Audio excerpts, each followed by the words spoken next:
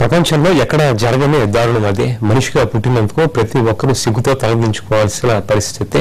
బ్రతుకున్న మనుషులపై దాడి చేసి వీధి కుక్కను పీకుదినే ఘటన ప్రపంచంలో వేరెక్కడైనా జరిగే అవకాశం ఉందా? తెలుగు రాష్ట్రాల్లో జరుగుతోంది. విశ్వనగరంగా అభివృద్ధి చేస్తామంటూ ప్రభుత్వం డబ్బా కొట్టుకుంటున్న హైదరాబాద్ కూడా దీనికి ఏమీ అతీతం కాదు. కొత్త రాజధాని సమీపంలోనూ అక్కడ వీధి కుక్కలు చిన్నారిని చంపేస్తే దీనికి ఆంధ్రప్రదేశ్ ప్రభుత్వం ఏం సమాధానం చెప్తుంది? ఫోటోగ్రఫీలో ప్రపంచ స్థాయి అవార్డు పొందిన ఫోటో ఇది.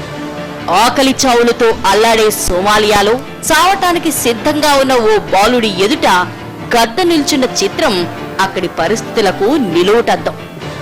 ఇక్కడ గద్ద కూడా పిల్లాడు చనిపోయే వరకు వేచి ఉంది తప్ప మీద పడి కొరికి చంపేలేదు. కానీ తెలుగు రాష్ట్రాల్లో పరిస్థితి ఇంతకంటే దరిద్రం. మన దగ్గర వీధి కుక్కలు మీదపడి చంపేస్తాయి. ముద్దులకి చిన్నారులను కసితీరా మీదపడి కండపీకి పేగులు లాగేలా కొరికి చంపేస్తాయి. ఇక్కడ పిల్లలు పుట్టేది కుక్కల చేతిలో చావటానికేనా అన్నంత దారుణంగా ఉంటుంది పరిస్థితి. కాస్త విచిత్రంగా కనిపిస్తున్నా ఇది నిజం.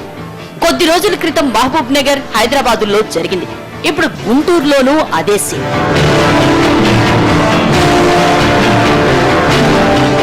ఇదే సంక్షేమ రాజ్యం. బంగారు తెలంగాణ, స్వర్ణాంధ్రప్రదేశ్. ఒక్కోసారి కుక్క కాటుకు మందు కూడా లేక పిల్లలు చనిపోయిన సందర్భాలు ఉన్నాయి. ఇక్కడ పుట్టినందుకు ఇలాంటి అసమర్థులైన పాలకులు, అధికారులు ఉన్నందుకు చిన్నారులు ఇలాగే చనిపోవాలని అంతా అనుకోవాలి. మధ్యతరగతి కుటుంబంలో పుట్టినందుకు సామాన్యుడి గతి ఇంతేనని సర్దుకుపోవాలి. అడక్కుపోయిన వైఫై సౌకర్యాలు, హైటెక్ హంగులు ఇచ్చే మన నాయకులు ప్రాణాలు పోతున్నాయని మొత్తుకున్నా వైద్య సదుపాయాలు కల్పించరు. మనుషులు కుక్కల పాలు పడి చచ్చే దుస్థితి ఉంటే మన నాయకులు, అధికారులు ఏం చేస్తున్నట్లు? వీధి కుక్కలు పిల్లల్ని కరిచి చంపేసిన తర్వాత విచారణకు ఆదేశించటానికి, పరిహారాలు ఇవ్వడానికేనా?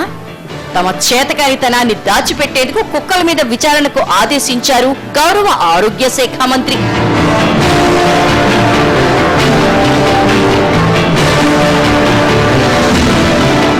విశ్వనగరంగా తెలంగాణ సర్కార్ డబ్బా కొట్టుకుంటున్న హైదరాబాద్ లోనూ ఇలాంటి పరిస్థితే.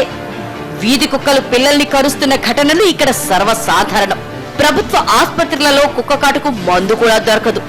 పిల్లల్ని కనేది కుక్కలకు ఆహారంగా వేయడానికా? ముఖ్యమంత్రి, మంత్రుల పిల్లల్ని కుక్కలు గరిస్తే ఇలాగే వ్యవహరిస్తారా? పిల్లల ప్రాణాలంటే అంత లెక్కలేనితనమా? మీ 1,00,000 కోట్ల బడ్జెట్లు, స్మార్ట్ సిటీలు, వాటర్ గ్రిడ్లు ఎందుకు? తగలబెట్టుకోవడానికా? జంతువుల నుంచి మనుషుల ప్రాణాలు కాపాడలేనంత చీకటి రోజుల్లో ఉన్నామా మనం? ప్రపంచ స్థాయి రాజధాని కడతానని చెప్తున్న సీఎం గారు, మీ రాజధానికి కోతవేటు దూరంలో ఓ చిన్నారిని కుక్కలు పీక్కు తిన్నాయి. ఈ విషయాన్ని చైనా వాళ్లకు గొప్పగా చెప్పండి. మా దగ్గర విద్యుత్ వనరులతో పాటు కుక్కలు కూడా ఉన్నాయని ఢంకా మోగించండి. రాజధానికి ప్లానింగ్ ఇచ్చే సింగపూర్ వాళ్ళకు కూడా ఈ కుక్కల గురించి చెప్పండి. పిల్లల్ని వీధి కుక్కల నుంచి కాపాడలేని సర్కారికి చైనా టూర్లు, సింగపూర్ సిటీలు ఎందుకు? ఓదార్పు యాత్రలు, సంక్షేమ యాత్రలు ఎవరి కోసం? చిన్నారులకు ఓటు హక్కు లేదు కాబట్టి వాళ్ళని కుక్కలు కరిచి చంపేసినా మీకు పట్టదా? కుక్కల్ని చంపితే జీవహింస అంటూ వీధుల్లో అరిచి గోల చేసే బ్లూ క్రాస్ సంస్థ సభ్యులు కుక్కలు చేస్తున్న దారుణాలకు ఏమని చెప్తారు? ఇవాళ కుక్క దాడిలో బిడ్డను కోల్పోయిన తల్లి గుండె కోతను ఎవరు తీరుస్తారు? మీకు ఓపిక, తీరిక ఉంటే వీధి కుక్కల్ని తీసుకెళ్లి మీ ఇంట్లో పెంచుకోండి. వీధి కుక్కల్ని కంట్రోల్ చేసేందుకు ప్రభుత్వ చర్యల్ని పబ్లిసిటీ కోసం అడ్డుకోకండి.